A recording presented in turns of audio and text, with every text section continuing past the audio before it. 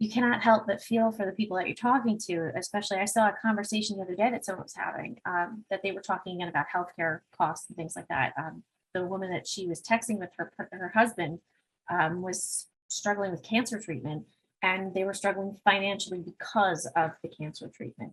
And I've had other conversations like the one she was having, where they were just happy to be able to vent that pain and frustration, because you don't really tell. A lot of times when you're having financial difficulty, especially on top of a health crisis, you don't go tell everybody that you know about that. That's a very private and personal pain.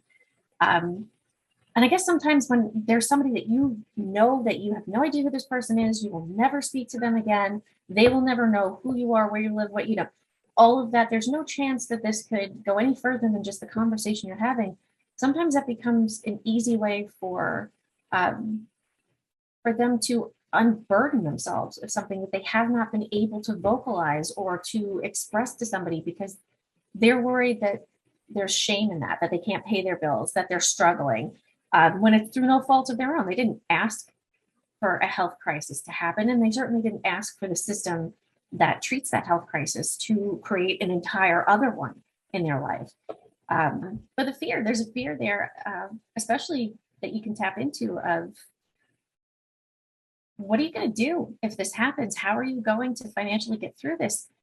And that's, I think, where you tap into the crux of that anger and the aggression. And it's that pain point that you kind of press on, and you understand that it's not them who's to blame. They don't know who's to blame. And they're in a state where it's easier to kind of, I guess, divert them to something like, here's what you can blame. I know who you can blame.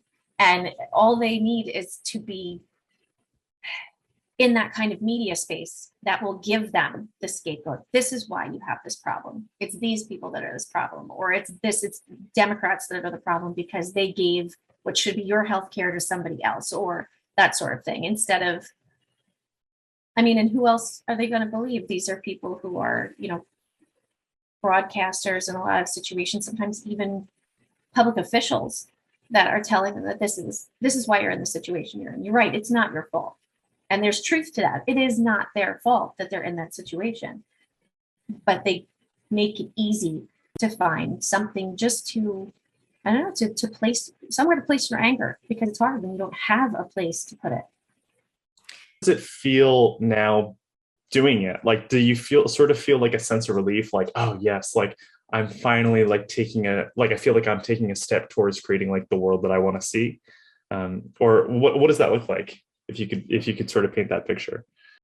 So now that we've been into a bunch of different states and texted a lot of people and had a lot of conversations, now it seems like I cannot remember not having it be a part of my life, my routine. It's like part of what I do. And it does give me a sense of relief that every time I sit down and, for instance, I go through and make sure that everybody is taking care of their replies, and that we're not, leaving people hanging as far as the conversations and stuff, just to see some of the conversations that people are having and the things that they are discussing. And it just gives you a sense that this is big. What we're doing is going to make a huge difference.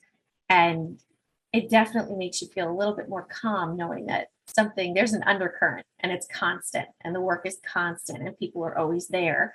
So even if you step away from the texting for a day or two, there's a whole battery of other people who are still pushing forward. So yeah, relief is something that is great. It also gives you purpose.